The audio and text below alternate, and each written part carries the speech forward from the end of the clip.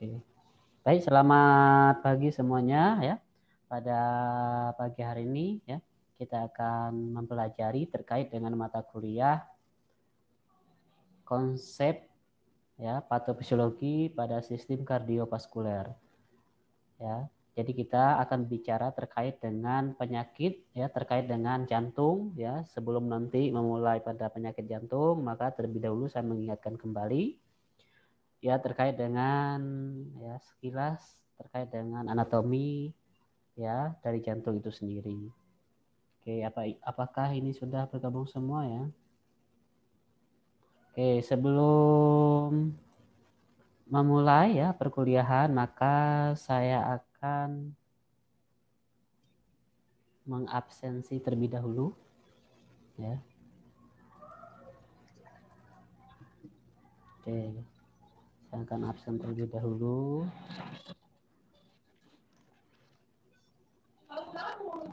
Nah, sambil absen silahkan infokan ke bagi teman yang belum bergabung ya, silahkan diinfokan.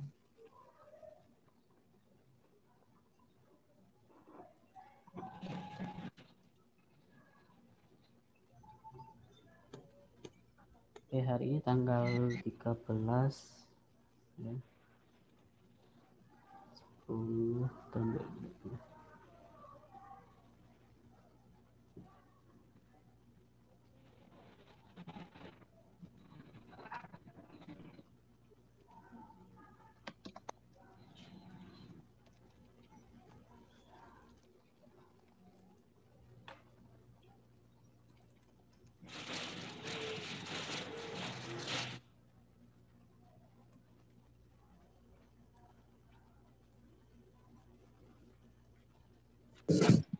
Oke, Abdi Christian, Siap, hadir Pak.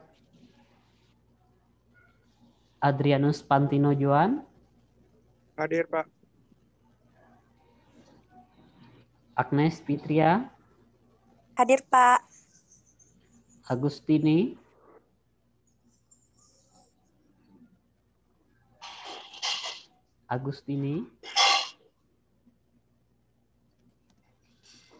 Oke, terlewat.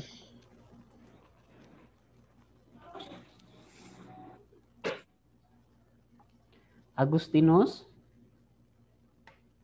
Hadir, Pak. Aprilia Putri, Hadir Pak. Asgar, Hadir Pak. Camelia Putri, Hadir Pak. Cornelia, Hadir Pak. Dewi Endang, Hadir Pak. Dina Margareta, Hadir Pak. Dinda Aprilia, Hadir Pak. Elita, Hadir Pak. Erliani, Hadir Pak. Esther,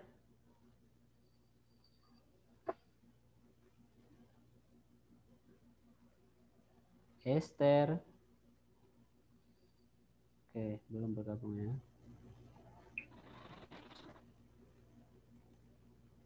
Visi Lestari, Ada Pak. Francisca, Hadir Pak. Gusti, Hadir Pak. Heri Gunawan, Hadir Pak.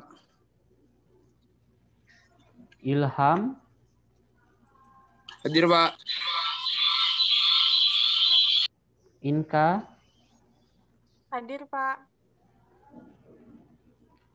Irma, Hadir Pak. Jihan, Hadir Pak. Jordi, Siap, hadir Pak. Karisma,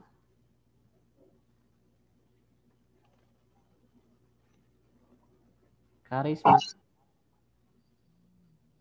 Oke. Hadir, Pak. Oh, hadir ya. Kristen. Hadir, Pak. Lukmaktul Hakim. Hadir, Pak. Maria Sisiliani. Hadir, Pak. Mariana Mira. Hadir, Pak. Maya Dahlia. Hadir, Pak. Mela Yunita. Hadir, Pak. Mira Mawarni. Hadir, Pak. Mirna. Hadir, Pak. Muhammad Sidik. Hadir, Pak. Hadir, Pak. Octavia. Hadir, Pak. Febriliana Mira.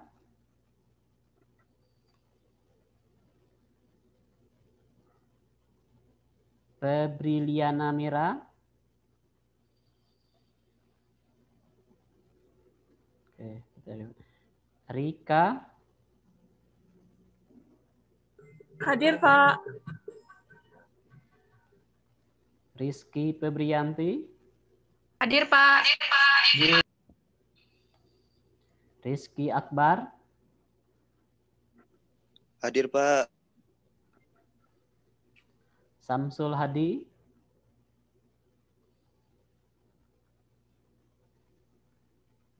Samsul Hadi.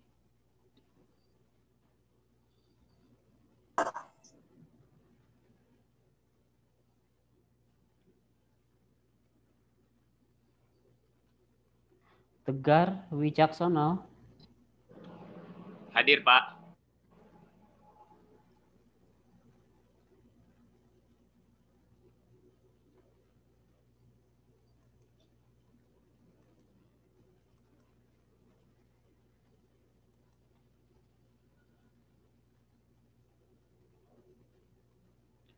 Titin Hernita. Hadir, Pak. Tri Elmer. Hadir, Pak.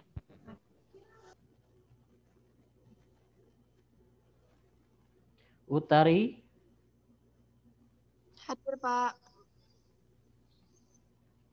Valeria Stefani. Hadir, Pak. Widasari.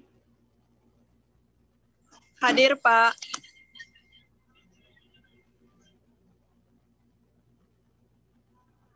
Yudit Prasetyo. Hadir, Pak. Zubaida. Zubaida.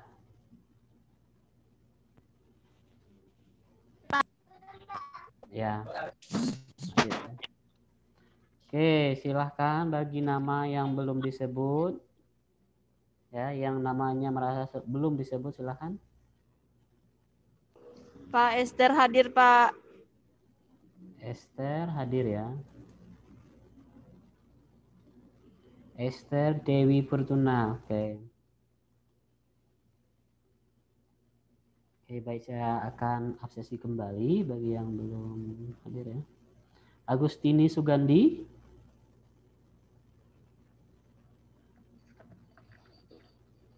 Agustini Sugandi. Oke. Esther Dewi Fortuna ada ya. Kemudian Febriliana Mira. Oke, nggak ada. Kemudian Samsul Hadi. Nanti yang belum disebut namanya ya, atau ya kena masalah jaringan karena saya tidak mendengar suara yang saya sebut itu, silahkan di kolom chat ya bilang hadir gitu ya. Samsul Hadi, kemudian ya Jadi yang belum absen ini 3 orang ya. Yang pertama Agustini Sugandi, ya. Kemudian yang kedua itu adalah Fibriliana Mira. Terus yang ketiga adalah Samsul Hadi. Oke, silahkan infokan ya ke 3 temannya ini jika belum bergabung ya. Oke, baik ya. Kita mulai saja pada pertemuan pagi ini ya terkait mata kuliah ya patofisiologi pada sistem kardiovaskuler ataupun pada sistem sirkulasi. Baik, yang pertama adalah kita akan memahami terkait dengan sistem sirkulasi ya ataupun sistem kardiovaskuler ya untuk pagi hari ini ya. Maka kita berfokus kepada terkait sistem kardiovaskuler yaitu berkaitan dengan jantung. Ya. Oke, untuk mempersingkat waktu ya, maka kita akan ya memulai pada pertemuan pagi hari ini. Apakah kelihatan? Kelihatan, Pak. Oke, kelihatan ya. Kelihatan, Pak. Kalau kelihatan, oke tidak masalah. Ya. Oke, ya. Yang pertama harus kita ketahui adalah bahwa sistem sirkulasi atau sistem kardiovaskuler ini terdiri atas yang pertama adalah jantung, ya, kemudian darah, kemudian pembuluh darah. Jadi ya sistem sirkulasi ataupun kardiovaskuler ini terdiri atas jantung, ya, kemudian darah dan pembuluh darah. Nah, untuk pembuluh darah itu sendiri ya banyak sekali ya. Di antaranya ada pembuluh darah aorta. Nah, ini gambarnya ya. Nih. Ya, ini adalah pembuluh darah aorta ya, yaitu pembuluh darah yang paling besar di jantung. Ya. Pembuluh darah yang paling besar di jantung. Kemudian nanti ada vena ya. Kemudian ada arteri ya. Kemudian nanti ada venula ya. Kemudian nanti ada arteriola ya dan nanti ada kapiler. Oke. Untuk mempersingkat waktu ya, maka kita akan melihat atau mendengarkan terkait dengan sistem sirkulasi ataupun sistem kardiovaskuler pada video berikut ini. Oke, mohon disimak ya. Nanti kalau ada pertanyaan terkait video yang saya putarkan, ya silahkan nanti bertanya.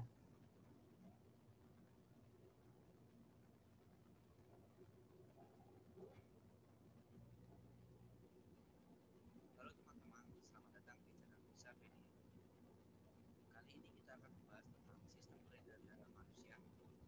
Dan tonton video ini sampai habis ya, biar kalian tidak mendapatkan gagal. Pernahkah kalian membayangkan tentang sistem peredaran darah? Sistem peredaran darah manusia sangat penting untuk kelangsungan hidup manusia. Dengan adanya peredaran darah, maka oksigen dan sari-sari makanan bisa diterima oleh semua organ. Maka kita harus memahami tentang sistem peredaran darah agar kita bisa menjaga. Namun sebelum melanjutkan, pastikan kalian sudah klik tombol like, subscribe, lonceng, dan share agar channel ini semakin berkembang dan bermanfaat. Karena subscribe, like, share itu gratis. Nah, sebelum kita membahas tentang sistem peredaran darah manusia, mari kita mengenal organ peredaran manusia. Organ peredaran darah yang pertama adalah jantung. Yang kedua, pembuluh darah. Yang ketiga adalah darah. Jantung manusia terletak di dalam dada sebelah kiri. Jantung berfungsi untuk memompa darah ke seluruh tubuh. Dan jantung berukuran sama seperti kepalan tangan masing-masing. Bentuk jantung seperti pada gambar. Dan jika jantung kita potong, penampakannya akan seperti ini. atas 4. Dan untuk memudahkan mempelajari tentang ruang jantung, maka penampakan jantung kita ubah menjadi seperti berikut. Dan masing-masing ruang jantung seperti pada. Nah, mari kita bahas tentang masing-masing ruang jantung secara vertikal. Yang pertama, serambi kiri. Yang kedua, serambi kanan.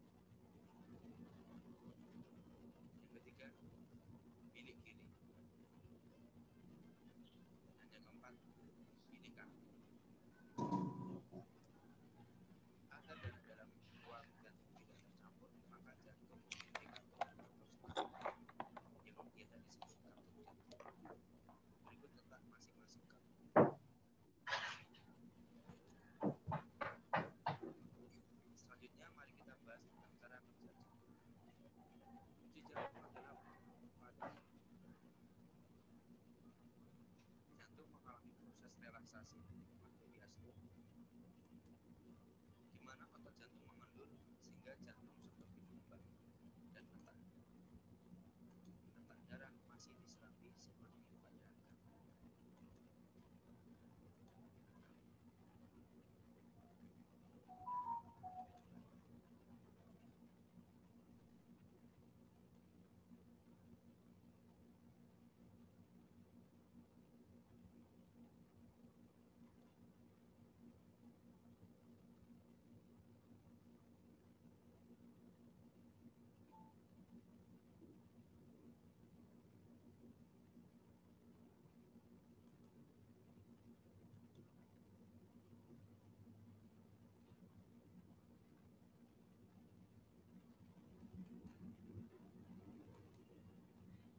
Lalu kontraksi atau sistem, di mana otot jantung menegang sehingga jantung mengerucut dan letak darah masih di titik seperti pada gambar. Jadi, setiap jantung berdenyut selalu ada gerakan relaksasi dan kontraksi secara terus-menerus selama manusia hidup. Selain jantung, ada organ yang tak kalah penting, yaitu paru-paru. Bentuk dan letaknya seperti pada gambar.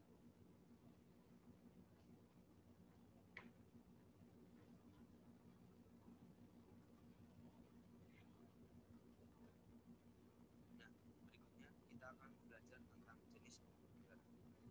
Pembuluh yang pertama adalah pembuluh arteri atau pembuluh nadi, yaitu pembuluh darah yang membawa darah ke organ jantung. Biasanya merupakan gambarnya sebagai berikut. Terlihat ada pembuluh nadi terbesar, lalu pembuluh nadi, lalu ada pembuluh kapiler. Pembuluh kapiler itu adalah pembuluh yang menghubungkan pembuluh darah langsung ke organ tubuh manusia. Pembuluh ini sangat kecil sekali. Lalu berikutnya ada pembuluh balik yang mengantarkan darah kembali ke jantung. Ada pembuluh arteri pulmonalis yang mengantarkan darah dari jantung ke paru-paru. Ada pembuluh vena pulmonalis yang mengantarkan darah dari paru-paru kembali ke jantung. Berikutnya adalah proses saat jantung berdenyut. Seperti yang sudah dijelaskan di awal, jantung berfungsi memompa darah ke seluruh tubuh. Maka beginilah cara kerjanya. Saat relaksasi, denyut jantung mengembang dan darah masih di dalam serambi kanan dan serambi kiri. Kantung terbuka, lalu darah menuju pinggang. Saat berkontraksi, bentuk jantung mengucup dan darah mulai dipompa keluar dari jantung menuju pembuluh darah, ke paru-paru dan ke seluruh tubuh, lalu kembali ke jantung. Proses tersebut secara terus-menerus terjadi setiap jantung berdenyut. Proses peredaran darah. Darah di serambi kiri menuju ke bilik kiri, lalu menuju ke pembuluh darah. Berkumpul sementara di aorta, lalu ke seluruh tubuh melalui pembuluh nadi atau arteri. Setelah itu mengalir melalui pembuluh balik atau vena menuju serambi kanan dan lanjut ke bilik kanan, lalu menuju ke arteri pulmonalis paru-paru mengalami pernapasan lalu menuju vena pulmonalis. Proses tersebut terjadi secara terus-menerus setiap jantung berdetak. Penjelasan tentang warna darah. Jika darah berwarna merah, maka darah tersebut banyak mengandung oksigen atau O2 dan sari-sari makanan. Jika darah berwarna biru, maka darah tersebut banyak mengandung karbon dioksida atau CO2. Berikut penjelasan tentang warna darah pada pria. Saat darah menuju paru-paru, darah masih berwarna biru, sehingga banyak mengandung karbon dioksida atau CO2. Tetapi saat kita bernapas, kita menghirup O2 atau oksigen. Oksigen tersebut diikat oleh darah, sehingga warna darah menjadi merah lagi, karena banyak mengandung oksigen. Saat itulah karbon dioksida atau CO2 dikeluarkan melalui hidung. Di saat yang bersamaan, saat darah menuju ke seluruh tubuh, kecuali ke paru-paru, darah masih berwarna merah karena banyak mengandung oksigen. Tetapi setelah oksigen dan sari-sari makanan dipakai oleh tubuh, darah banyak mengandung karbon dioksida atau CO2 dan akhirnya berwarna biru.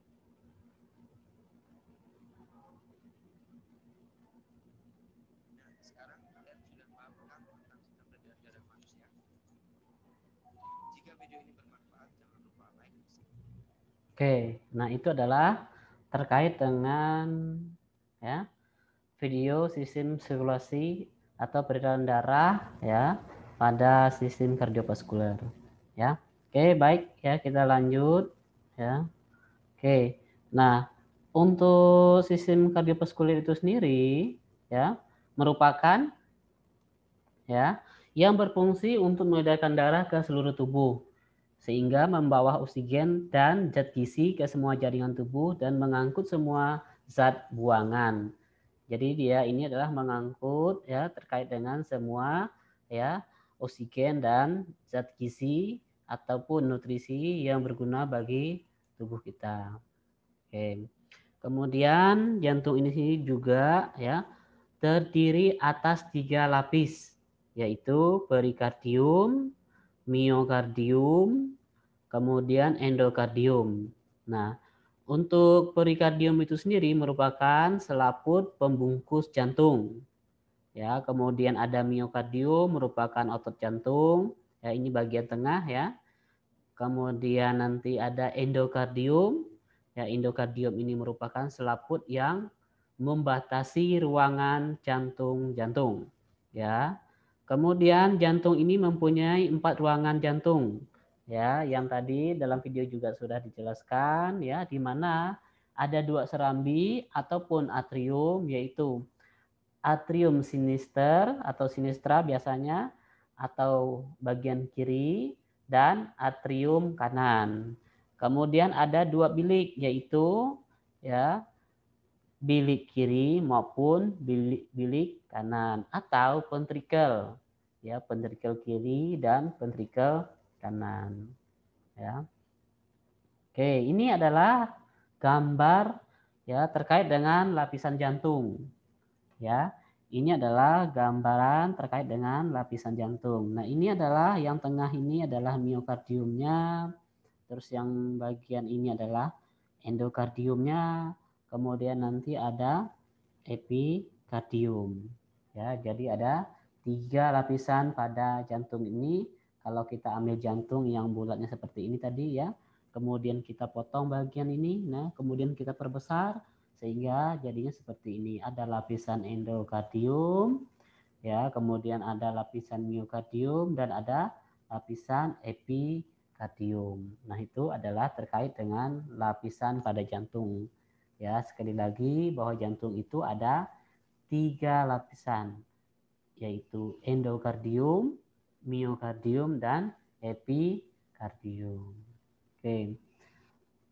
Tadi sudah kita bahas ya terkait dengan ya jantung, kemudian lapisannya. Nah, itu berkaitan dengan anatominya ya. Kemudian kita akan masuk ke konsep terkait dengan penyakit pada jantung.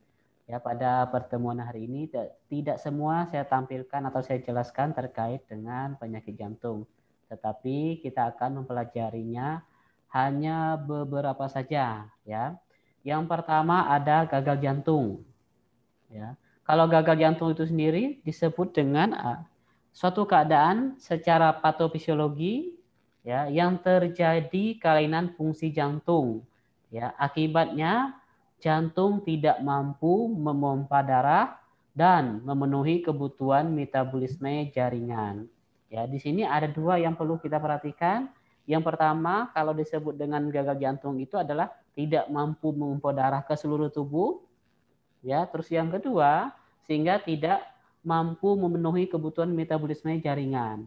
Ya, jadi yang berkaitan dengan gagal jantung ini menitik beratkan kepada tidak mampu memompa darah dan tidak mampu memenuhi kebutuhan metabolisme jaringan di dalam tubuh. Ya. Oke, kita lihat lagi bahwa ya gagal jantung ini diakibatkan atau disebabkan karena faktor predisposisi. Ya. Faktor predisposisi itu sendiri merupakan faktor yang melatar belakangi, ya, yang dimana ya bahwa terjadi penurunan fungsi dari ventrikel itu sendiri, ya, yang biasanya itu terjadi pada penyakit arteri, ya, seperti hipertensi, ya, penyakit arteri koroner, kemudian ada penyakit pembuluh darah, ya. Kemudian yang faktor pencetus yang berikutnya adalah faktor pencetus, yaitu peningkatan asupan garam. Ya, ini ya biasanya kebanyakan ya mengkonsumsi garam yang berlebihan, ya.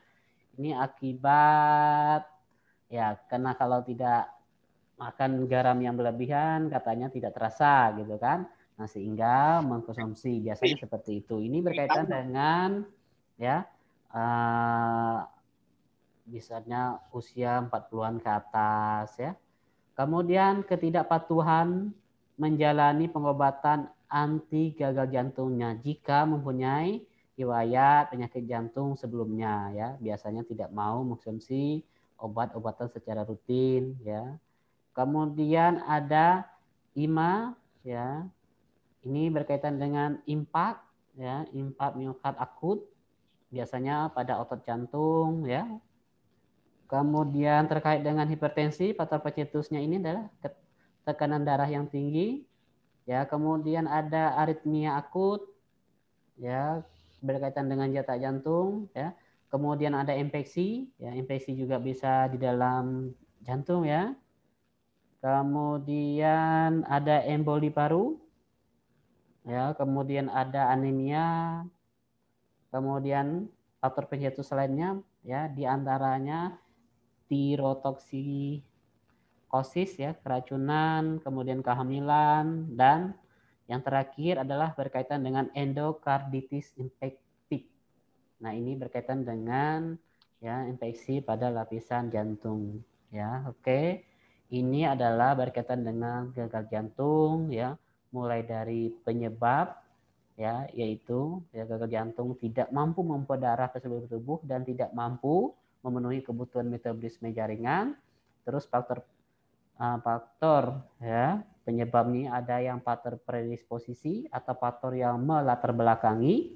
Kemudian ada faktor pencetus, ya. Oke, kemudian ya ini adalah berkaitan dengan videonya. Kita akan simak secara bersama.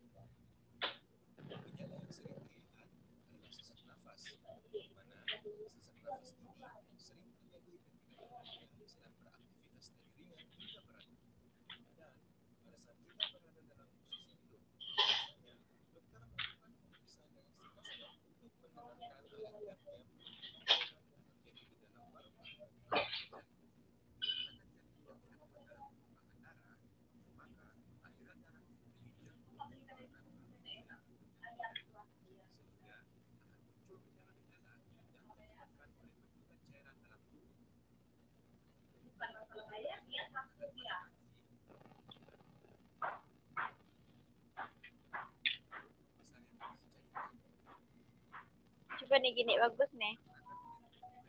Kak. Sumai kah? Coba nih gini bagus. Aw, ya udah depan nih gini. Ini aku jahit nanti aku jahit gini. Ini enggak ada sungket pot kencingnya. Kencingnya kan gini.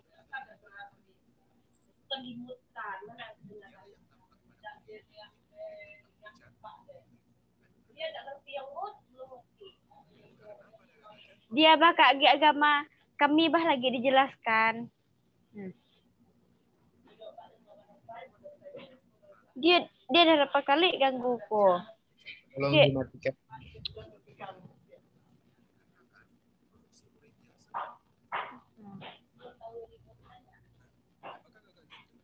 berapa kali bede gangguku. Ketentuan Dimun. Suaranya Kami bah ditanya disuruh jelaskan 10 perintah segala Alkitab. Kok jelaskan sementara dia ganggu untuk agama ge. Mic dimati.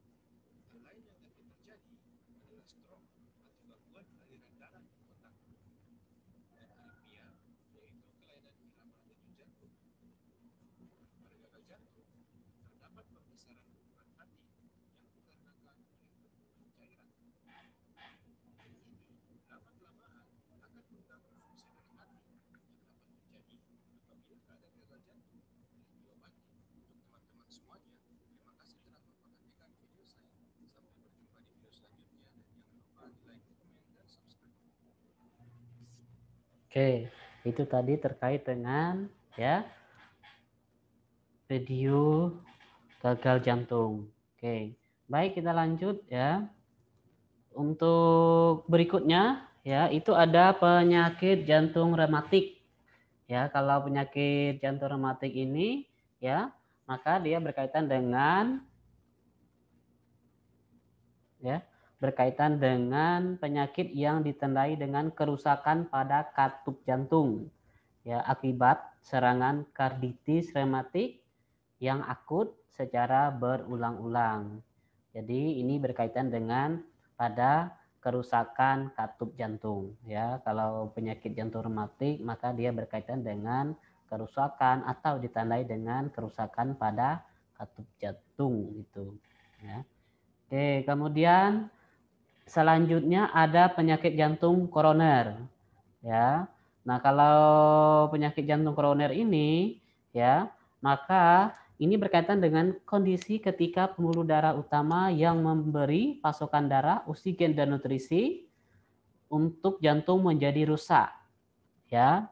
Kalau berkaitan dengan jantung koroner ini maka ya jantungnya ya menjadi rusak akibat pembuluh utamanya yang memberikan pasokan baik itu darah, kemudian oksigen dan nutrisi mengalami kerusakan. Nah itu.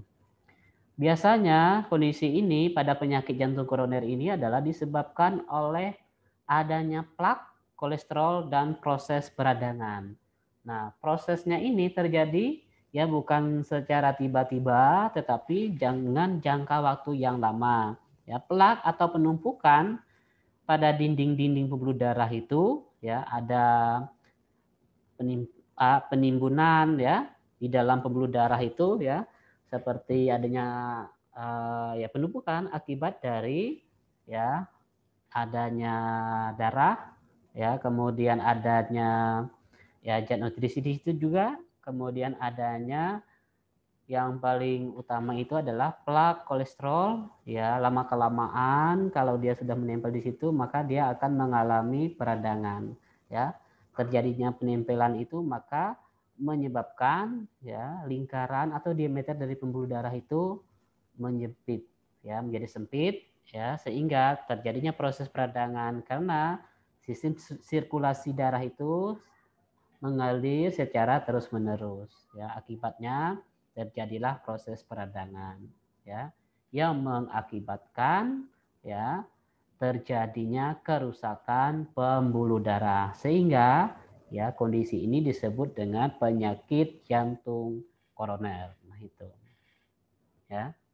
Oke, selanjutnya adalah ada beberapa faktor ya yang mempengaruhi terkait dengan penyakit jantung koroner. Yang pertama adalah usia lanjut. Ya. Kalau berkaitan dengan usia lanjut, maka semakin tua seseorang sehingga ya arteri akan semakin menyempit dan rapuh. Ya, pada umumnya bukan pada arteri saja yang mengalami rapuh, tetapi juga seperti yang bisa kita lihat kulitnya mengalami keriput, ya kan? Kemudian rambutnya mengalami kerontokan. Nah, ini adalah pada atau ciri-ciri usia lanjut. Ya, ini juga pada usia lanjut ini juga mempengaruhi terjadinya penyakit jantung koroner atau disingkat dengan PJK. Nah, itu. Kemudian faktor risiko yang lainnya adalah atau faktor yang mempengaruhi yang lainnya adalah pria lebih memiliki risiko terkena penyakit jantung koroner daripada wanita. Nah, ini bukan menurut saya ya, tetapi berdasarkan hasil penelitian. Kemudian yang selanjutnya adalah apabila ada anggota keluarga yang mengidap gangguan jantung, maka ya risiko PJK juga akan meningkat. Ya, ini berarti faktor keturunan. Kemudian selanjutnya ada faktor merokok. Ya, di dalam rokok itu ada zat yang dinamakan nikotin. Nah, zat nikotin ini dapat menyebabkan penyempitan arteri. Ya, sementara karbon monoksidanya menyebabkan kerusakan pembuluh darah itu sendiri. Ya, sehingga orang yang merokok ringan, berat, ya sedang itu dapat ya mengalami PJK, tetapi ya tidak dalam waktu yang singkat, ya melainkan dengan waktu yang sangat lama. Ya misalnya 10 tahun akan datang, maka akan mengalami penyakit jantung koroner. Akibat apa? Merokok. Karena dalam rokok itu ada kandungan nikotin. Ya. Nikotin itu sendiri menyebabkan penyempitan arteri, ya, dan ada karbon monoksida yang menyebabkan kerusakan pembuluh darah. Nah itu, ya.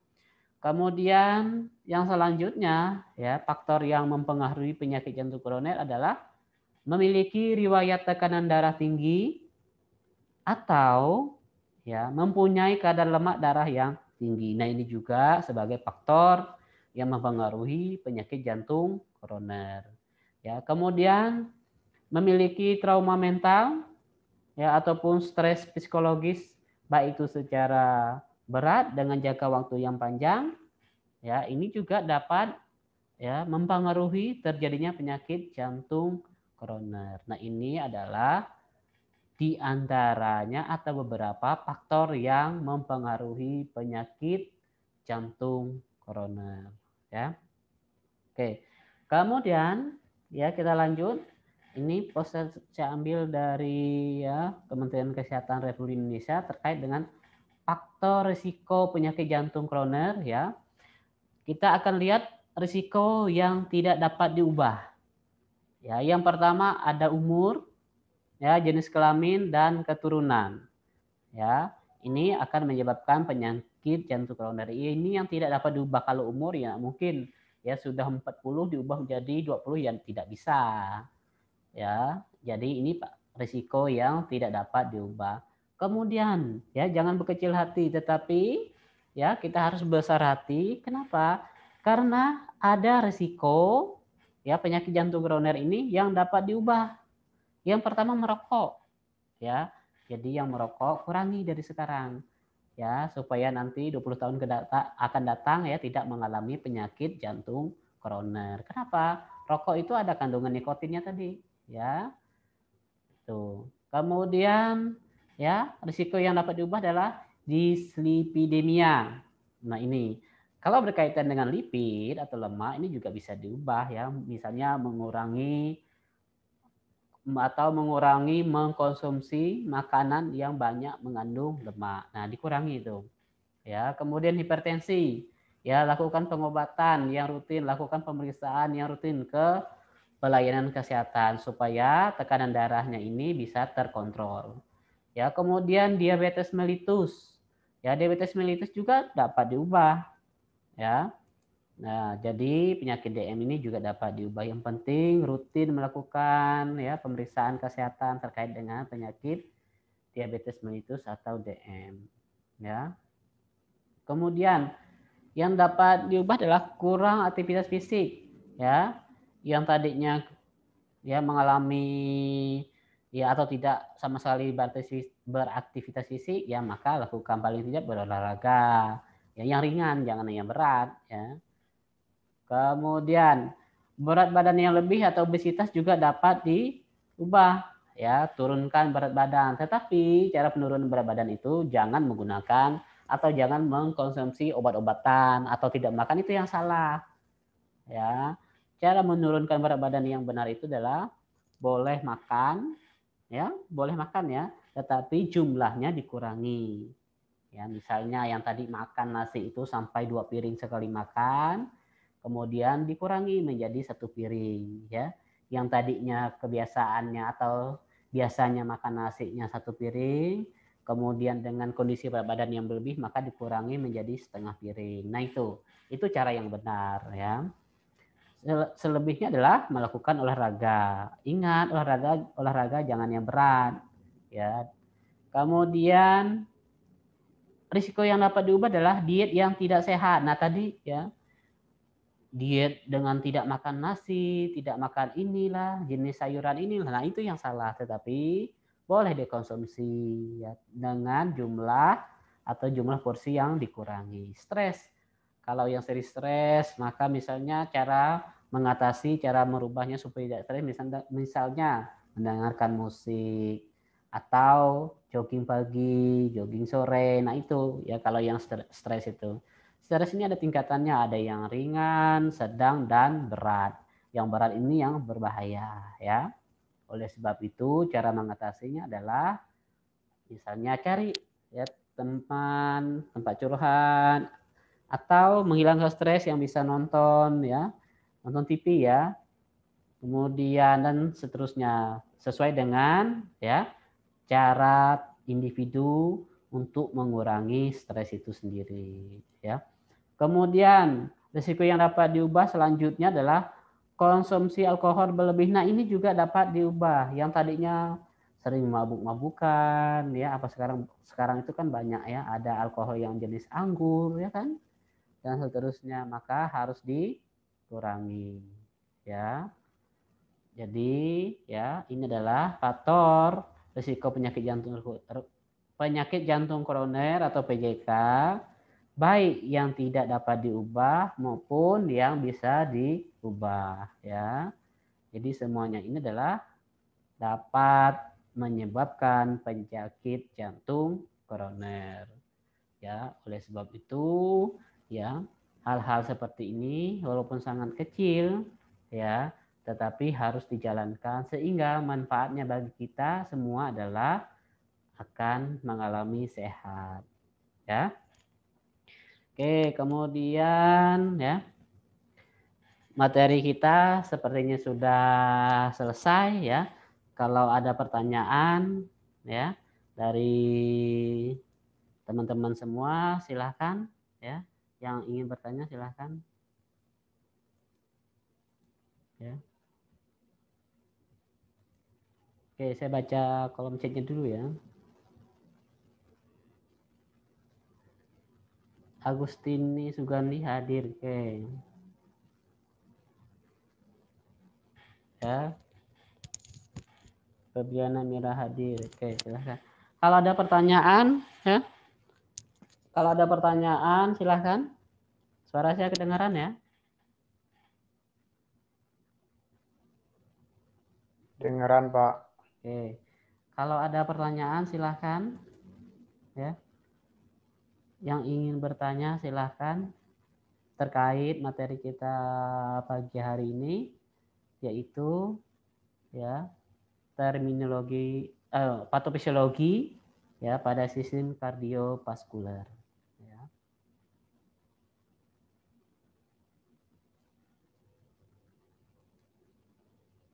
Boleh ditanya melalui kolom chat maupun langsung bertanya silahkan.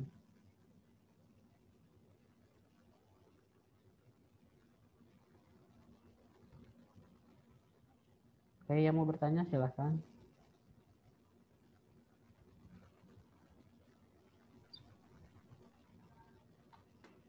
Nggak ada yang bertanya? Saya, Pak. Oke, siapa namanya? Utari Gustania. Oke, silahkan pertanyaannya Utari apa? Pak, penyakit jantung tuh lebih sering diderita laki-laki atau perempuan? Terima kasih. Oke, baik. Ada lagi pertanyaannya?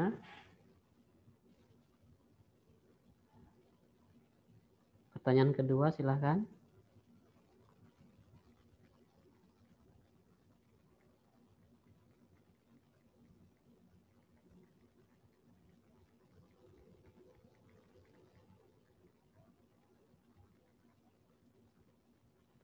Pertanyaan kedua, ada tidak?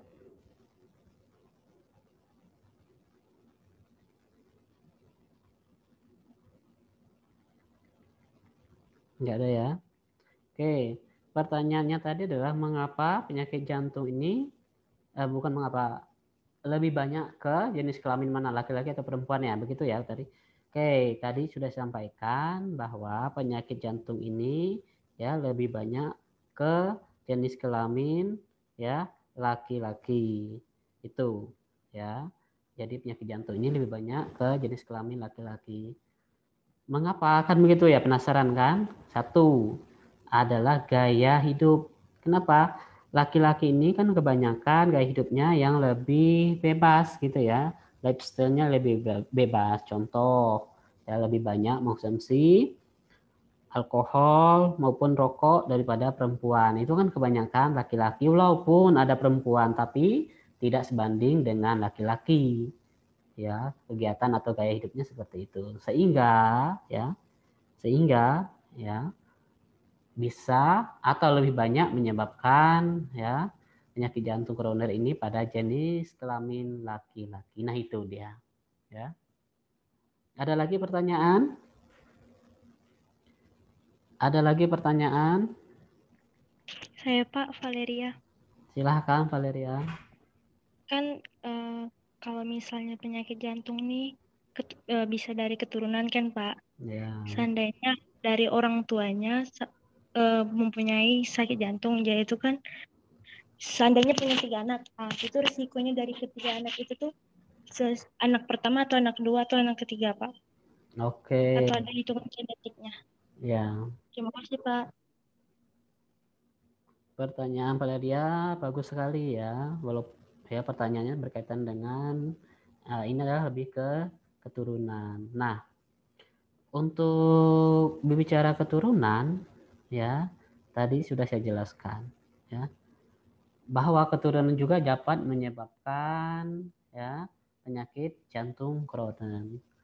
Tetapi ya, ini adalah berkaitan dengan genetiknya itu sendiri. Kita tidak bisa mendebak bahwa yang terkena adalah anak yang pertama, kedua, ataupun yang ketiga. Tidak bisa seperti itu. Tetapi yang bisa ya terkena itu adalah pada genetik yang hampir ya menyerupai atau bersamaan dengan riwayat keluarganya maupun pada orang tuanya itu. Ya, ini tergantung genetiknya lagi gitu. Jadi tidak bisa kita mendebak dia sakit 1, 2, anak ke-1, anak kedua maupun anak yang ketiga, tergantung genetiknya mana yang lebih dominan itu ya. Baik, ada lagi pertanyaannya?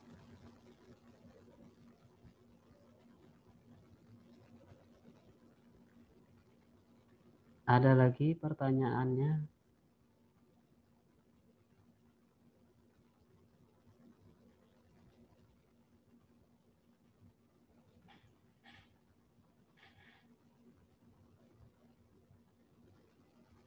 Oke, ada lagi enggak? Pak, seandainya kita punya riwayat jantung, apa bisa sembuh, Pak? Mempunyai riwayat jantung. Ya. Mempunyai riwayat penyakit jantung itu apakah bisa sembuhkan gitu ya? Kalau penyakit jantung ini biasanya adalah kalau dia mengalami kelainan genetik ya yang berhubungan genetik pada kelainan jantung itu sendiri, maka melekat pada diri individu itu sendiri ya. Kemudian untuk disembuhkan kalau jantung ini ya nggak bisa ya. Kenapa? Kalau pengobatannya itu tidak boleh putus sampai selama-lamanya ya, apalagi yang berkaitan dengan penyakit jantung bawaan kongnital itu, yaitu ya selama-lamanya ya menempel atau melekat pada individu yang mengalami penyakit ini. Nah, itu ya. Baik, ada lagi? Pak, Ya, silahkan. kalau kaget tuh bisa jadi pemicu utama penyakit jantung kah? Oke, baik. Dari Utari ya. Apakah kaget bisa memicu terjadinya penyakit jantung? Ya, tidak. Ya, orang yang kaget itu Ya, tidak semuanya. Ya. Ini tidak berkaitan dengan penyakit jantung koroner. Tetapi yang kita dengar di luar sana ya seperti itu kan, kaget adalah berhubungan dengan penyakit jantung gitu ya. Tetapi pada dasarnya enggak. Ya, tidak. Orang kaget itu tidak. Ya. Tidak ada hubungan dengan penyakit jantung. Ya. Baik, ada pertanyaan lagi?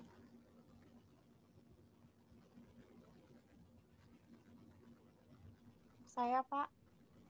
Ya, silahkan. Pak, itu gimana caranya, Pak, untuk menghilangkan kebiasaan merokok? Biasanya kan susah gitu ya, Pak, kalau udah Ya. kebiasaan. Oke, baik. Ya. Jadi salah satu faktor yang bisa diubah yang menyebabkan terjadinya penyakit jantung, terutama pada penyakit jantung koroner itu adalah merokok. Ya.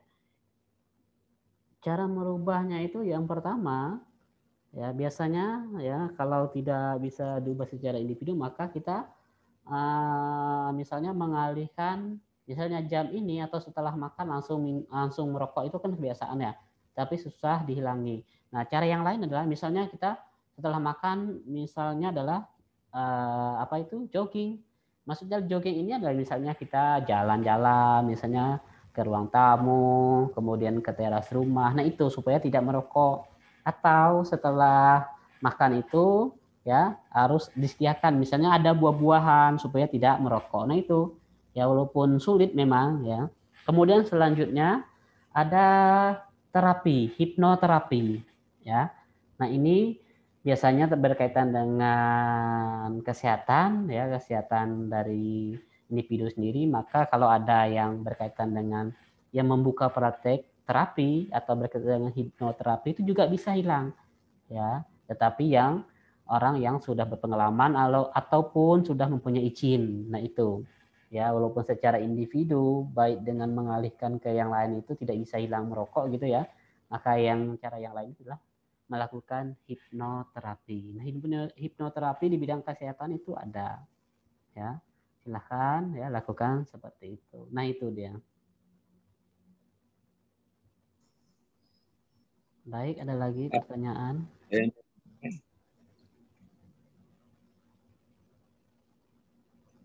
Pak, Ya, silahkan. mana bahaya dari nge-vape sama ngerokok, Pak? Ya, merokok manual sama dengan merokok yang modern gitu ya. Oke.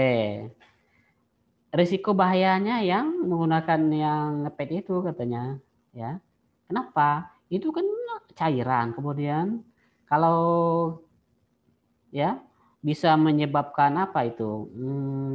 Meledak dan seterusnya, bisa membahayakan ya bagi kesehatan. Kenapa? Tingkatan nikotinnya itu lebih tinggi. Ya, kenapa? Kita kasih itu kan masukin botolnya itu, kemudian kita hirup dengan asapnya yang pekat, itu yang lebih bahaya. Tetapi kalau yang rokok itu memang ada standarnya, walaupun ada nikotinnya itu, tapi ada standarnya dari perusahaan itu, ada standarnya itu yang lebih aman. Ya, tapi pada dasarnya ya dua-duanya jangan dilakukan gitu. Ya udah itu. Ya. Oke, baik, ada pertanyaan lagi? Saya, Pak. Ya, silakan. Pada usia 20-an itu perlukah khawatir soal kesehatan jantung pada kemudian hari, Pak? Terima kasih. Oh, ya. Pada usia 20 perlu nggak kita waspadai atau boleh. Ya, kenapa? Pada usia inilah ya mulai terjadinya peningkatan atau terjadinya sumbatan di dalam pembuluh darah. Nah, pada usia 20-an ke atas itu sudah mulai terjadi penempelan ya lipid-lipid yang kecil di pembuluh darah jika tidak dilakukan dengan olahraga yang teratur. Ingat, olahraga yang teratur itu adalah dilakukan dengan rutin. Jangan melakukan olahraga yang berat, yang tidak sering dilakukan. Kenapa? Itu akan memperberat kerja dari jantung itu sendiri. Ya, jadi pada usia 20-an itu harus diwaspadai. Maka dengan cara apa mengatasinya adalah dengan melakukan olahraga. Ya, tadi diet. Ingat, Untuk diet itu bukan tidak makan, tidak minum, tetapi dikurangi jumlah porsinya. Tadinya yang 2 piring dikurangi menjadi 1 piring. Nah itu ya, yang sering makan lemak 2 kilo sekali makan, maka dikurangi ya jadi 1 kilo. Kemudian dikurangi lagi menjadi setengah kilo. Ya itu. Ya harus diwaspadai ya. Oke, ada lagi pertanyaannya? Pak Valerian, boleh nanya lagi nggak, Pak? Boleh, silakan. Kan ada penyembuhan donor jantung atau cangkok jantung tuh ya, Pak. Nah, Ya. sebelumnya itu tuh dia kena penyakit apa ya, Pak? Bisa donor jantung atau cangkok jantung. Oke, berkaitan dengan donor jantung atau cangkok jantung ini adalah bahwa fungsi dari jantungnya itu sendiri tidak optimal. Ya, fungsi jantungnya itu tidak optimal. Contoh fungsi jantung tadi kan memberikan atau mengedarkan darah ya ke seluruh tubuh yang kaya akan oksigen, ya gitu kan. Nah, tetapi pada orang yang cangkukan jantung itu salah satu fungsinya itu tidak terpenuhi, maka boleh dilakukan. Tetapi kalau berkaitan dengan penyakit, ya saya rasa ya yang informasi yang saya dapatkan belum ada kalau penyakit, misalnya bocor jantung, ya. Nah, kalau dilakukan penyangkukan, ya boleh juga, tetapi dengan kondisi individu yang mengalami itulah benar-benar segar atau fit 100% misalnya ya. Yang lainnya adalah supaya tidak terjadi infeksi. Ya, kalau dilakukan pencakokan, nah itu kalau dia sudah infeksi pada penyakit jantung koroner itu yang berbahaya, maka tidak bisa dilakukan pencakokan. Kecuali memang fungsi dari jantungnya itu ya beda ya, fungsi dengan penyakit jantung ya. Fungsinya tidak bisa ya mengedarkan darah ke seluruh tubuh dengan optimal. Nah, itu sah-sah saja. Kenapa? Kondisi jantungnya juga ya optimal gitu ya. Kalau individu yang bersangkutan juga tidak terlalu sakit ya walaupun dia mengalami sakit gitu ya. Oke, itu. Ada lagi tidak pertanyaan?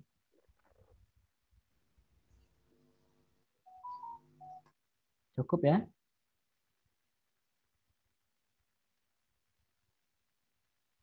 Oke, ada pertanyaan lagi enggak? Oke, kalau nggak ada, kita akhiri saja ya pada pertemuan pagi hari ini, yaitu terkait dengan patofisiologi, ya, sistem kardiovaskuler, ya. Oke, baik pada penjelasan materi yang sudah saya sampaikan, ya, nanti slide-nya silahkan di download ya pada e-learning sekarang, ya. Nanti kalau sudah mendownloadnya silahkan tulis namanya, jangan lupa ya. Yaitu ya. Kemudian ya, mohon maaf kalau ada kekurangan ya dalam penyampaian materi yang saya sampaikan ya. Silahkan nanti kalian baca referensi yang lainnya untuk yang menambahkan ilmu kalian selain dari materi yang saya jelaskan ya. Silahkan baca dari referensi yang lainnya ya supaya berkaitan dengan sistem kardiovaskuler terutama pada penyakitnya ya lebih mudah atau bertambah ilmunya terkait dengan penyakit-penyakit pada jantung ya. Itu saja dari saya ya, semoga materi pada pagi hari ini bermanfaat bagi kita semua ya. Kalau tidak ada pertanyaan lagi maka saya akan akhiri. Selamat siang semuanya. Siang, Pak. Siang, Pak. Ya, Pak. Terima kasih.